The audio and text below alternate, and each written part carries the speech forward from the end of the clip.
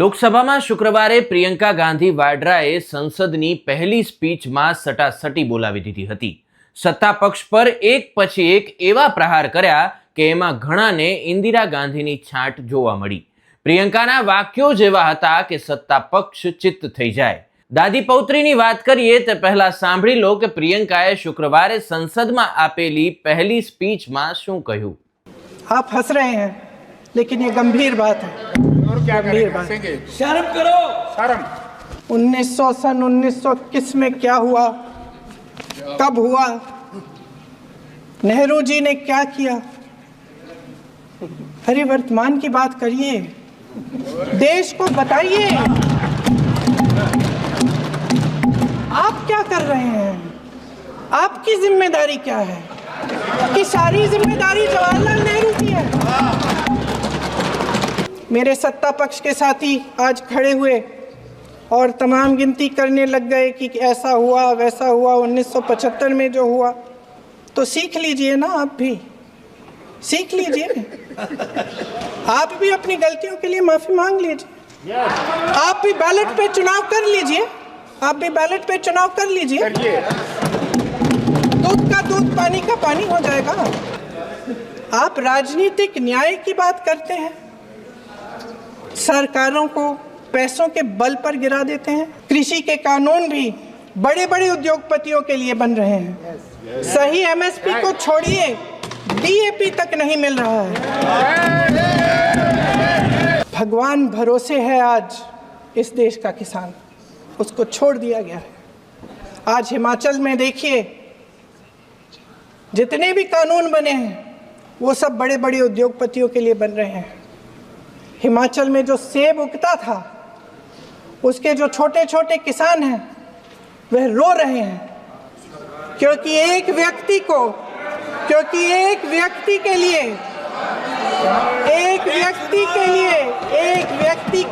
सब कुछ बदला जा रहा है. क्या ये सरकारें जनता ने नहीं चुनी थी? क्या संविधान इन पर लागू नहीं था? पूरी देश की जनता जानती है कि इनका, हंसती है, जानती है कि इनके यहाँ तो वॉशिंग मशीन है.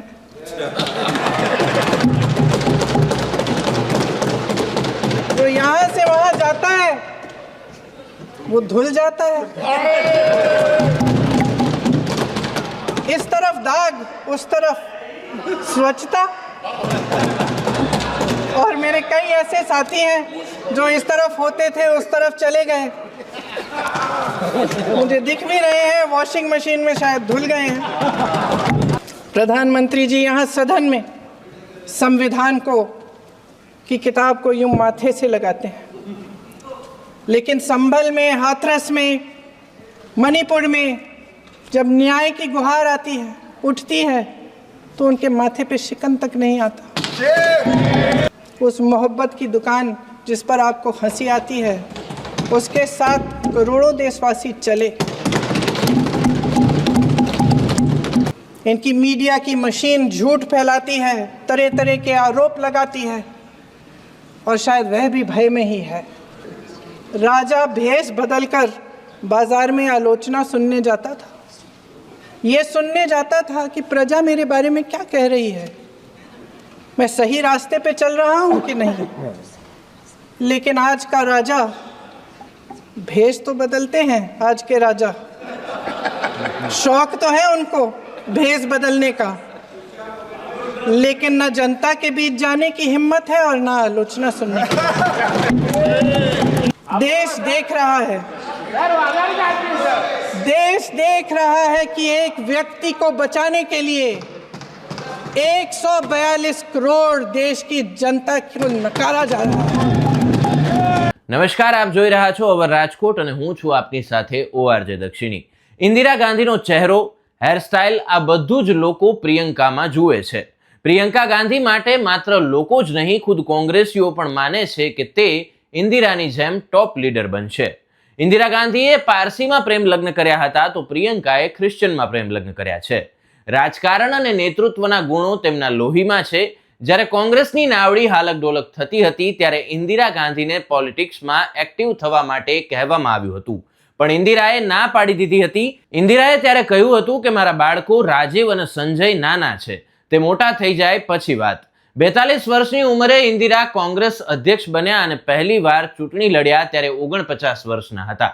પ્રિયંકાએ પણ એવું જ કર્યું. જ્યારે તેમને પોલિટિક્સમાં આવવા માટે કહેવામાં આવ્યું ત્યારે તેમણે પણ દાદી જેવો જ જવાબ આપેલો કે મારા બાળકો નાના છે, એ મોટા થઈ જાય પછી વિચારીશ. હવે 52 વર્ષે પ્રિયંકાએ પોલિટિક્સમાં પ્રવેશ કર્યો છે. પ્રિયંકા ગાંધી વાડ્રા જ્યારે ઉંમર 17 વર્ષના હતા ત્યારથી તે પ્રચાર કરે છે. પ્રિયંકાએ પિતા રાજીવ, માતા સોનિયા અને ભાઈ રાહુલ માટે પ્રચાર કર્યો. આ ઉપરાંત કોંગ્રેસના દિગ્ગજ નેતાઓ માટે ઘણીવાર પ્રચાર કર્યો છે. પ્રિયંકાને પ્રચાર કરતા કરતા 36 વર્ષ પસાર થઈ ગયા. તેણે રાયબરેલી અને અમેઠીમાં સોનિયા અને રાહુલ માટે પ્રચાર પ્રબંધકની ભૂમિકા ભજવી હતી. 2011માં સારવાર બાદ સોનિયા અમેરિકાથી પરત ફર્યા ત્યારથી પ્રિયંકા રાયબરેલી મત વિસ્તારની દેખરેખ કરી રહ્યા છે. પ્રિયંકાએ રાયબરેલીમાં સાપ્તાહિક જનતા દરબાર યોજવાનું શરૂ કર્યું અને અમેઠી સહિત કોંગ્રેસના અન્ય ગઢમાં સતત ઘટાડો થતા પણ તેને સુરક્ષિત બેઠક તરીકે જાળવી રાખી. રાહુલ ગાંધી પણ જ્યારે વિદેશ જાય ત્યારે તે તેમના મતક્ષેત્ર વાયનાડના લોકોને મળીને સ્થિતિની સમીક્ષા કરતા. વાયનાડમાં હોનારત થઈ ત્યારે રાહુલ ગાંધીની સાથે પ્રિયંકા પણ ગયા હતા. તો ઇન્દિરા ગાંધીના સચિવ રહી ચૂકેલા માખનલાલ ફોતેદારે એક પુસ્તક ધ ચિનાર લીવ્સમાં લખ્યું છે કે પૌત્રી પ્રિયંકા નામ ઇન્દિરાએ જ આપ્યું છે. પ્રિયંકા ગાંધીએ રાજસ્થાન, છત્તીસગઢ અને હિમાચલ પ્રદેશમાં સંકટ ઘટાડવામાં મહત્વની ભૂમિકા ભજવી હતી. ભૂતપૂર્વ સીએમ વીરભદ્રસિંહ અને વફાદારોએ બળવો કર્યો ત્યારે તેમણે સુખવિન્દરસિંહ સુખુને પતનથી બચાવ્યા હતા. રાજસ્થાનમાં પાયલટ અને ગહેલોત વચ્ચે માથાકૂટ થઈ હતી ત્યારે પ્રિયંકા પાયલટને સમજાવવામાં પણ સફળ રહ્યા હતા. 5 વર્ષના પ્રિયંકા ગાંધી તેના માતા સોનિયા ગાંધી સાથે દાદી ઇન્દિરાને જેલમાં મળવા જતા હતા ત્યારથી તેનામાં એક વારસાનું સિંચન થવા લાગ્યું હતું. રાજીવ ગાંધી હત્યાકાંડની તપાસમાં વિલંબ થતો હતો એટલે સોનિયા ગાંધી ચિંતિત હતા. 20 ઓગસ્ટ 1995ના દિવસે રાજીવ ગાંધીના જન્મદિવસ પર સોનિયાએ પ્રિયંકા પાસે ભાષણ તૈયાર કરાવ્યું હતું. હિન્દીમાં તૈયાર ભાષણની પહેલી લાઈન હતી, 4 साल हो गए लेकिन सरकार ने अभी तक केस शुरू नहीं किया. ઇન્દિરા ગાંધી પોતાની વાત એકદમ સ્પષ્ટ રીતે કહી શકતા હતા અને તેના પ્રવચનો બેબાક હતા. ઇન્દિરા તો સંસદમાં પણ તીખા વાક્યો બોલીને સામેવાળાને પછાડી દેતા હતા. પ્રિયંકા ગાંધી વાડ્રાની બાબતમાં પણ એવું જ છે. સદનમાં પહેલી સ્પીચમાં દાદીની હરોળમાં ઊભા રહે તેવા ભાષણો આપ્યા છે. જ્યારે વડાપ્રધાન મોદી કે ભાજપના કોઈ નેતાએ કોંગ્રેસ કે ગાંધી પરિવાર પર આક્ષેપો કર્યા ત્યારે પ્રિયંકાએ તાતા તીર છોડીને જવાબ આપ્યા છે. પ્રિયંકાએ 2004 અને 2009ની લોકસભા ચૂંટણીમાં સ્ટાર પ્રચારક તરીકે કામ કર્યું હતું. પ્રિયંકાએ 2004 અને 2009ની લોકસભા ચૂંટણીમાં સ્ટાર પ્રચારક તરીકે કામ કર્યું હતું. એકવાર ઇન્દિરાએ ફોતેદારને કહ્યું હતું કે હું કદાચ લાંબુ ન જીવી શકું પણ પ્રિયંકાને મોટી થતા તમે જોશો ત્યારે તેને જોઈને લોકો મને યાદ કરશે, આવનારી સદી તેની હશે. તો હાલ તો પ્રિયંકા ગાંધીની ભાષણની છટા જોઈને ઇન્દિરા ગાંધીના આ શબ્દો કદાચ સાચા થવા જઈ રહ્યા હોય તેવું લાગી રહ્યું છે. ત્યારે પ્રિયંકા ગાંધીની આ સ્પીચને લઈને આપનું શું કહેવું છે તે કમેન્ટ બોક્સમાં જરૂરથી જણાવશો. આવા જ વિડીયોઝ માટે અવર રાજકોટ સાથે જોડાયેલા રહેશો. નમસ્કાર.